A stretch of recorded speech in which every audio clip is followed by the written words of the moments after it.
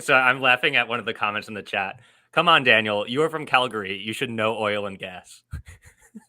I know oil and gas. I mean, I know the industry, but I've just seen, I don't know. What I feel personally in my gut is oil companies, they go through periods of being incredibly profitable, and then oil prices will drop, and then they go through a period of being very unprofitable. I feel like if I had to place my bet that we are probably in the up cycle right now with these companies being incredibly profitable, producing a ton of cash, and people wanting to own them. The time that I want to get excited and start investing in oil companies is probably when oil prices are down and people are not excited about oil companies and their profits are low. So this is actually, let me back up there and gather my thoughts a little bit. This is actually what Peter Lynch talks about in his book One Up on Wall Street. He says the time to get excited about commodity businesses is when they're in their down cycle and when no one wants to own them. And then you buy them and you buy them at the bottom, and then you buy them on the way up when they start producing those profits again.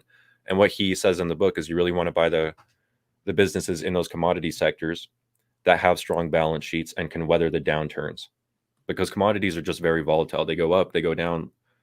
It's crazy. Like, just go take a look at Canadian Natural Resources, for example. That company's stock price is like just like this for 2 decades. So I feel like a heartbeat monitor. yeah, exactly, just like a heartbeat monitor. So I feel like right now my gut would not feel comfortable owning these businesses because I do feel like they're probably near the top of the cycle. Well, I'll say one statement that's meant to be true and then a follow-up question I think we got to send you on your way. I'd say in general, you and I aren't very well versed in any commodities based businesses. And that's Yep. because understanding the pricing of commodities is very challenging. There's a lot of professionals who do it that have a lot of data there, and that is all they look at. So, again, tens of thousands of stocks in the market. You could pick what you know and stay in your area of competency. And then I guess flipping that back as a question to you, Daniel, have you ever invested in commodity based businesses, or does that fact that I say before just kind of keep you away from them in general? Because you did hint at before you might start to get interested when the prices of commodities go down, which I think is making an assumption that you believe it will go back up just looking at historical trends. Is that correct or incorrect? Yeah, and I'm not even going to say I would do that for sure. It's just I would start to get interested in oil companies when I feel like they're beaten down. Tony, yeah, this is a perfect comment. When during COVID, when oil prices went negative and these stocks were all collapsing and they were losing their profitability, like, that's the time to be buying them, in my opinion. I don't want to be buying them when they're all producing record high free cash flows because oil prices are high.